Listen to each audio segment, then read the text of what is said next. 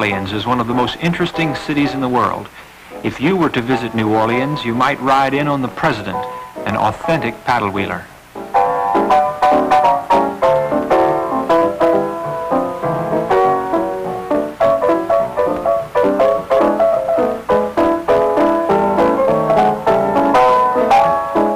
Before the Civil War, the wealthy owners of the vast sugarcane plantations often traveled back and forth on the Delta on these steamboats, and as they rode, they had both time and money on their hands.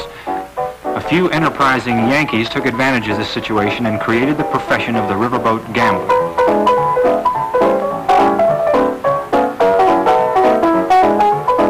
If you wish a private audience with a modern counterpart of the riverboat gambler, follow me on a Surrey ride into the heart of the Vieux Carré, or French Quarter, of old New Orleans.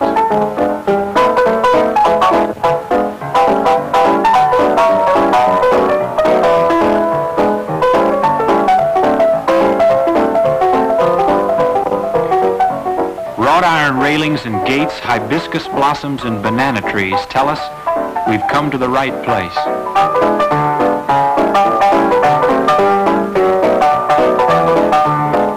Quarter has housed a myriad of fascinating personages, including Jean Lafitte, Louis Armstrong, Mark Twain, and Tennessee Williams.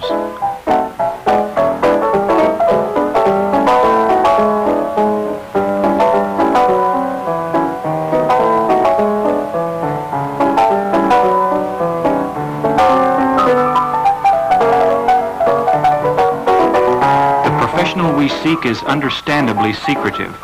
We must climb several flights of stairs to reach his parlor, and even though he shows us a few of his valuable skills, we may not see his face. Our host started the evening off by showing a street game involving 3 cards, which we immediately recognized as being a second cousin to the 3-shell game. It's called the little game from Hanky Poo, the black for him and the red for you. Keep your eye on the queen. Try to follow the lady. It's there. No, it's moved over to here. Try it once again. Keep your eye on the red card. You see, I thought it was here. No, it's there. One more time. Try to follow the queen. She's not here, and she's not here. Now, where is it? One of those? It's neither, for she's here.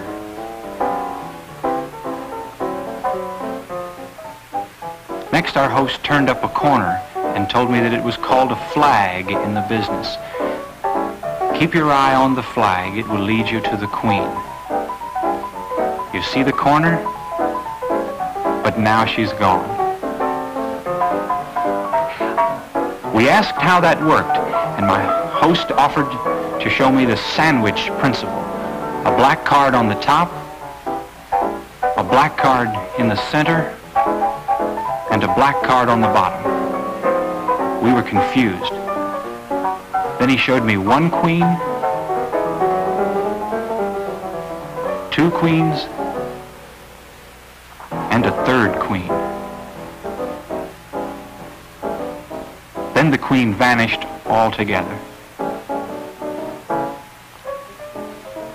only to reappear moments later, sandwiched back in between the 2 black cards.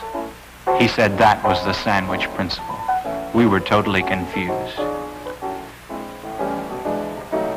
To make it just a little easier, he offered to place a paper clip on the queen.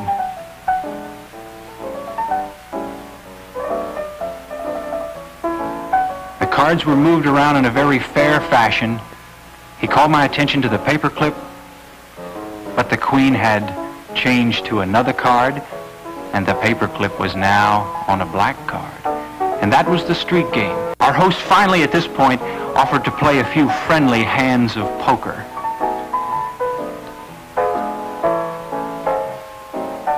As far as we could tell, the cards were fairly shuffled and fairly cut.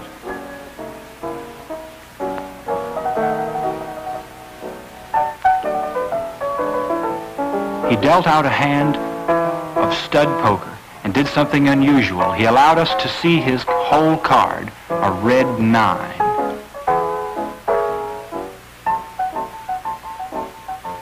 Then he dealt out the rest of the hands.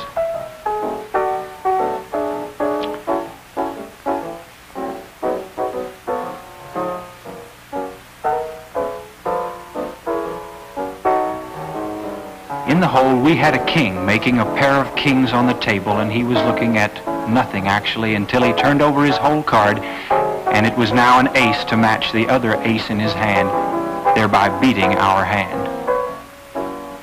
I asked how some of these things were done, and he began with a demonstration of second deals.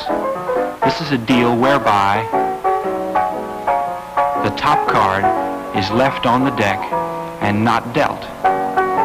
The card second from the top is the one that is dealt to the table.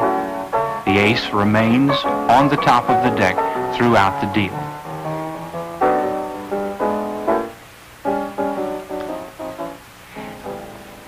Then he showed us a bottom deal. The ace of clubs was placed on the bottom, the top card dealt to the table.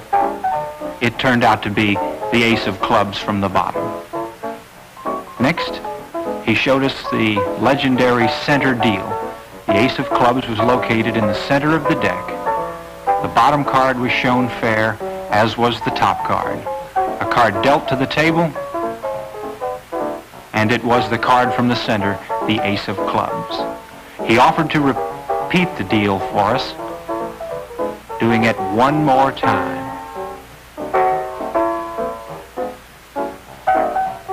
A card dealt fairly to the table came right straight from the center of the deck.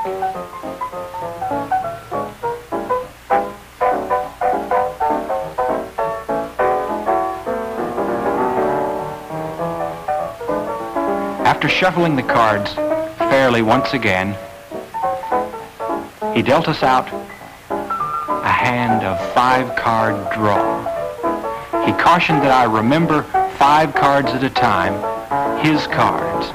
All he had in his hand were a pair of 3s.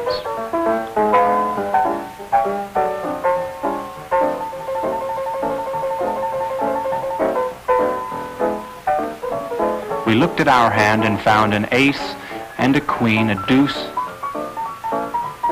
and a king. Not a very good hand. We looked once again at his hand and found that now he had a pair of 9s and 3 jacks. He cautioned me that every stranger isn't a card cheat, but that every card cheat is a stranger. Lagniappe is a French word meaning a little bit extra or something for nothing. He showed us this short sequence with 2 red aces and cautioned me to keep my eye on the ace of hearts.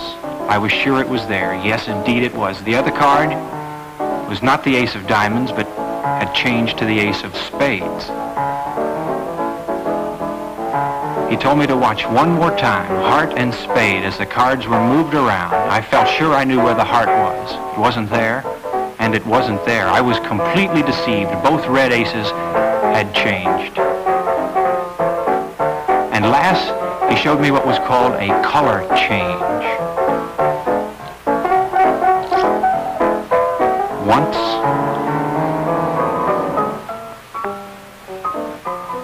and then once again. And by this time I was thoroughly baffled. It was time to tell our host good night and goodbye, and he wished me good luck.